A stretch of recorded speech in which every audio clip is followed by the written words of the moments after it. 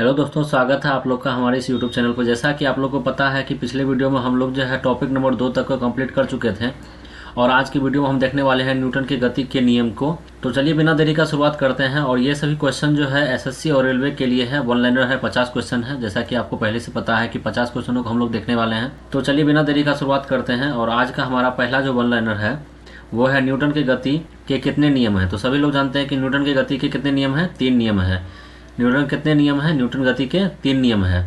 Newton का प्रथम नियम क्या कहलाता है? तो न्यूटन का प्रथम नियम जड़त्व का नियम कहलाता है। और जड़त्व का भी प्रथम नियम जो है न्यूटन के नियम के जैसा ही है। तो इसलिए जो है पहले जड़त्व का नियम पढ़ा जाता है, उसके बाद न्यूटन का नियम पढ़ा जाता है, क्योंकि दोनों नियम सिमिलर ही है। जड़त्व किसे कहते हैं? तो जड़त्व देखिए किसे कहते हैं कि जड़त्व वस्तु की अपनी अवस्था बनाए रखने का गुण जड़त्व है। वस्तु की अपनी अवस्था बनाए रखने का गुण क्या है? जड़त्व है। अगला देखिए क्या है कि जड़त्व के कितने प्रकार हैं। जैसे न्यूटन के 3 प्रकार हैं, वैसे जड़त्व के भी 3 प्रकार हैं। 3 नियम जड़त्व के भी हैं। तो जड़त्व के भी 3 नियम है, जैसे कि न्यूटन के 3 नियम है। जड़त्व के प्रकार कौन कौन से हैं? देखिए, विश्राम। कोई वस्तु यदि विश्राम में है तो विश्राम में ही रहना चाहती है। कोई वस्तु यदि गति में है तो गति में ही रहना चाहती है।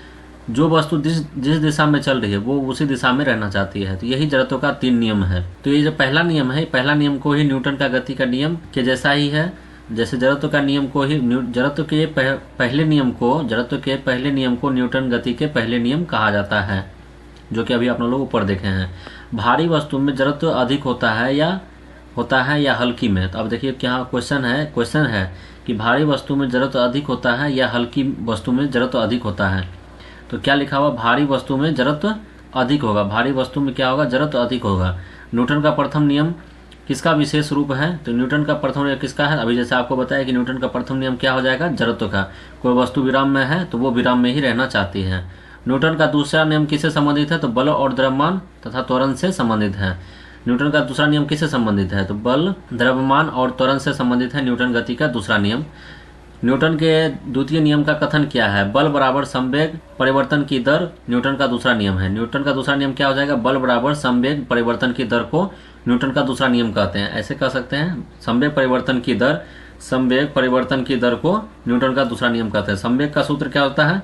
द्रव्यमान गुना वेग। संवेग का सूत्र क्या होगा? द्रव्यमान गुना वेग होगा। तो द्रव्यमान को किससे नापते हैं? तो देखिए, संवेग का ऐसा ही मात्रक कैसे निकालेंगे? द्रव्यमान को किस में नापते हैं? केजी में, किलोग्राम में नापते हैं। अब वेग को किस में नापते हैं? मीटर प्रति सेकेंड में वेग को नापते हैं। तो क्या हो जाएगा इसका ऐसा ही मात्रक? किलोग्राम मीटर प्रति सेकेंड, जो इसका सही आंसर हो जाएगा।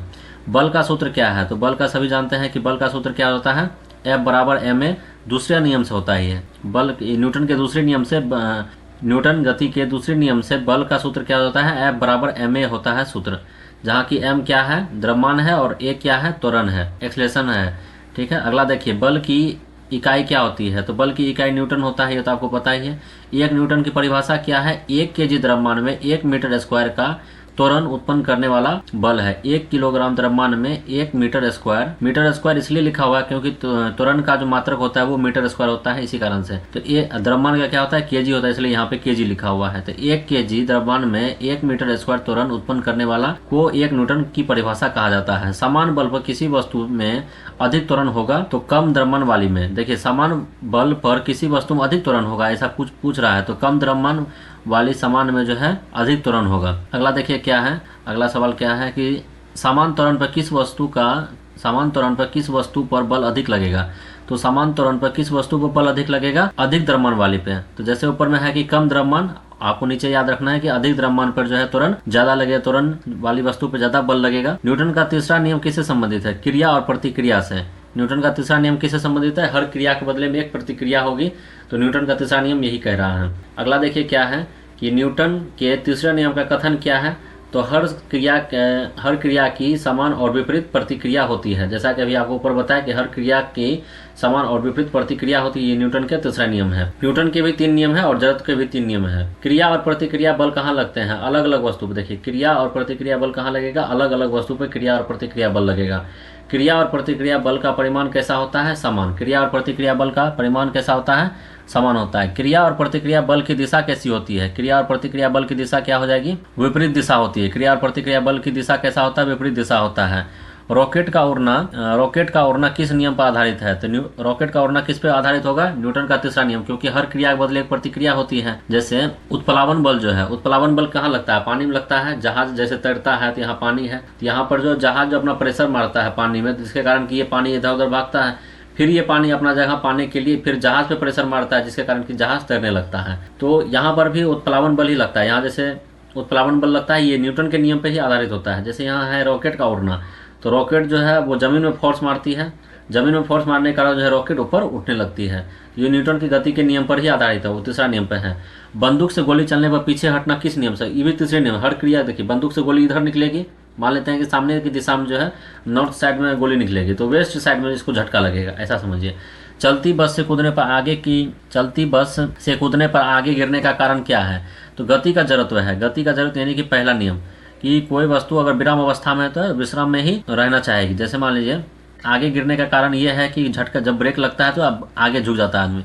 अचानक ब्रेक लगने से यात्री आगे क्यों झुकते हैं? गति का जड़त्व। देखिए दोनों सेम ही चीज है, सिर्फ इसका लैंग्वेज चेंज कर दिया, दोनों सेम ही चीज है। बस अचानक चलने पर यात्री पीछे क्यों गिरते हैं? विश्राम का जड़त्व। यहाँ पर भी वही है, विश्राम का जड़त्व। यहाँ पे वृत्ताकार में कौन सा नियम लागू होता है? वृत्ताकार गति में कौन सा नियम लागू होता है? द्वितीय नियम लागू होता है। द्वितीय नियम लागू होता है वृत्ताकार गति में, 2D डायमेंशन जिसको बोलते हैं, द्वितीय नियम इसमें लागू होता है। एक होता है 1D, एक होता है 2D और एक होता है 3D मोशन। तो यहाँ पर कौन सा नियम लगता है? 2D मोशन लगता है, आप लोग पढ़े होंगे। संवेग संरक्षण का नियम किस पर आधारित होता है? संवेग संरक्षण का नियम न्यूटन के तीसरे नियम पर आधारित है। संवेग संरक्षण का नियम आप इसमें देखिएगा कि न्यूटन का तीसरे नियम जब पढ़िएगा उसके नीचे में रहता है कि इसमें संवेग संरक्षित रहता है। वही है कि न्यूटन के तीसरे नियम में संवेग संरक्षित रहता है। संवेग संरक्षण का नियम क्या कहता है?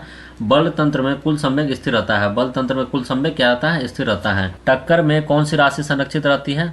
तो टक्कर में संवेग जो है वो संरक्षित रहती है। टक्कर में संवेग संरक्षित रहती है, और ये न्यूटन गति का तीसरा नियम कहता है। बल और समय के गुणनफल को क्या कहते हैं? आवेग। और ये आवेग कौन सा राशि होता है? ये सदिश राशि होता है। और बल और समय के गुणनफल को क्या कहते हैं? आवेग कहते हैं। जब ये सदिश राशि होता है तो समझ आइए कि बल भी एक सदिश राशि है। आवेग का सूत्र क्या है? बल गुना समय जो है आवेग का सूत्र है। अगला देखिए क्या है, आवेग की एसआई मात्रा क्या होता है? देखिए आवेग का एसआई मात्रा कैसे निकालिएगा? बल का क्या होता है? एसआई मात्रा न्यूटन होता है, और समय का क्या होता है? सेकेंड होता है। देखिए मिलता जुलता दिए हैं ताकि आपको ध्यान हो जाए कि निकालते कैसे हैं एसआई मात्रा। देखिए बल का क्या होता है? न्यूटन होता है, और समय का क्या होता है? सेकेंड होता है, इसलिए यहाँ पे न्यूटन प्रति सेकेंड हो गया। अगला देखिए क्या है, क्रिकेट में कैच पकड़ते समय हाथ पीछे की ओर क्यों खींचते हैं? आवेग बढ़ाने के लिए। आवेग बढ़ाने के लिए हाथ को जो है पीछे खींचते हैं। तो ये 2D डायमेंशन ही अभी तक अपने लोग पढ़ रहे हैं, शायद ये नहीं 3D में आ गया है। बर्फ पर चलना कठिन क्यों लगता है? घर्षण कम होने के कारण जो है बर्फ पे फिसलन ज़्यादा हो जाती है, क्योंकि वहाँ पे घर्षण होता ही नहीं है। न्यूटन के नियम किस गति के लिए मान्य है? शास्त्रीय गति के लिए ये मान्य है, इसको ध्यान में रखना है। अगला देखिए क्या है कि जड़त्व किस पर निर्भर करता है? जड़त्व जो है हमेशा द्रव्यमान पर निर्भर करता है। जड़त्व किस पे निर्भर करता है? द्रव्यमान पे। यदि बल शून्य हो तो त्वरण कितना होगा? अगर बल ही शून्य है तो त्वरण क्या ही होगा? 0 होगा, क्योंकि जब कोई सामान आगे बढ़ ही नहीं रहा तो उसमें त्वरण होगा नहीं होगा। तो इसलिए जो है यदि बल शून्य है, फोर्स ही 0 हो गया है, तो इसमें जो है त्वरण कितना होगा? वो भी 0 हो जाएगा। क्या गति बिना बल के बदल सकती है? तो नहीं, गति जो है बिना बल का नहीं बदल सकता है। किसी वस्तु को जो है विराम से गति में लाने के लिए उसमें बल देना होगा। तो यही लिखा हुआ है, क्या गति बिना बल से बदल सकती है? नहीं, इसमें बल तो देना होगा गति लाने के लिए। गति का परिभाषा ही यही है कि गति का परिभाषा क्या है कि कोई वस्तु यदि विराम में है उसको यदि गति में ला दिया जाए तो उसमें बल लगता है। कार के सीट बेल्ट किस नियम से संबंधित है? तो कार के सीट बेल्ट जो है वो जड़त्व के नियम से संबंधित है। न्यूटन का कौन सा नियम संवेग को परिभाषित करता है? न्यूटन का दूसरा नियम जो है वो संवेग को परिभाषित करता है। न्यूटन के नियम किसने दिए हैं? तो आइजैक न्यूटन ने। पूरा नाम पूछ देता है परीक्षा में, आप लोग को खाली न्यूटन याद नहीं रखना है, पूरा नाम याद रखना है। न्यूटन के नियम किस पुस्तक में दिए गए हैं? तो प्रिंसिपिया। इसको भी आपको ध्यान में रखना है कि प्रिंसिपिया पुस्तक में जो न्यूटन का 3 नियम, ये न्यूटन साहब कहीं पे बोले नहीं थे, ये अपना किताब में लिखे हुए थे न्यूटन का 3 नियम को, ठीक है, वहीं से ये सब चीज हुआ है। न्यूटन का प्रथम नियम विश्राम और गति दोनों को दर्शाता है। हाँ, तो ये बात सही है कि विश्राम और गति दोनों को दर्शाता है। कोई वस्तु यदि विराम में रहना चाहती है तो विराम में, गति में रहना चाहती है तो गति में ही रहना पसंद करती है। बल क्या है? बल एक सदिश राशि है कि अदिश राशि है? आपको जैसे ऊपर बताया कि बल एक क्या है? सदिश राशि है, और आवेग भी एक सदिश राशि है। यानी कि समझिए कि बल का मल्टीप्लाई जिससे भी होगा वो सदिश राशि ही हो जाएगा। द्रव्यमान क्या है? द्रव्यमान अदिश राशि है कि सदिश राशि है? द्रव्यमान एक अदिश राशि है। देखिए आपको ये मूल राशि जितना होती है, मूल राशि जो होती है, मूल राशि की संख्या कितनी होती है? 7 होती है। तो 7 में जो है लंबाई को छोड़ के बाकी सब जो है वो अदिश राशि है, आपको ऐसे ध्यान में रखना है। मूल राशि जो है 7 गो है, मूल राशि 7 तो है, जिसमें कि लंबाई को छोड़ के बाकी 6 गो जो राशि है वो अदिश राशि है। आपको ये ट्रिक्स याद रखना है, आपको हम बता दिया आपको। अगला देखिए क्या है कि त्वरण किस दिशा में होता है। त्वरण जो है वो किस दिशा में होगा, बल की दिशा में ही त्वरण होता है। जिस दिशा में बल लगेगा उसी दिशा में त्वरण होगा। घर्षण किस दिशा में होगा, तो बल के विपरीत दिशा में घर्षण होता है। अगर यही लिखा हुआ रहेगा कि घर्षण किस दिशा में होगा, तो बल के विपरीत दिशा में। अगर मान लीजिए कोई सामान इधर जाएगा तो अगर इसको फोर्स इस साइड लग रहा है तो घर्षण आपको इस साइड लगेगा, ठीक है। संवेग सदिश राशि होती है, अदिश राशि। संवेग जो है वो सदिश राशि होती है। संवेग, आवेग, वेग ये सब जो है सदिश राशि होती है। अगला चलिए देखते हैं क्या है। क्षेत्रफल भी जो है, क्षेत्रफल भी वो जो है अगर कहीं क्षेत्रफल लिखा हुआ रहेगा तो वो भी जो है आपको सदिश राशि हो जाएगा। अगला देखिए क्या है, घर्षण बल किस नियम से संबंधित है। तो घर्षण बल जो है द्वितीय नियम से संबंधित है। न्यूटन की गति के नियम किस शाखा का भाग है। तो वो न्यूटन की गति के नियम किस शाखा का भाग है, तो मैकेनिकल से भाग है, ये यांत्रिकी से भाग है। अभी तक के वीडियो में हम जो है पॉइंट नंबर 3 को कवर कर चुके हैं और इसमें जो है हम गति, न्यूटन की गति के 50 क्वेश्चनों को देखे हैं, 50 वन लाइनरों को देखे हैं, जो कि बहुत इंपॉर्टेंट है और बहुत सारा आपको जानकारी में होगा भी, बहुत सारा जो जानकारी में नहीं है तो आप लोग इसको रिपीट करते रहिएगा तो याद हो जाएगा। चलिए इस वीडियो को यहीं पर रखते हैं। अगर वीडियो पसंद आए तो वीडियो को लाइक कर दीजिए और चैनल को सब्सक्राइब कर दीजिए। मिलते हैं इसी तरह के और भी वीडियो पर, तब तक के लिए जय हिंद।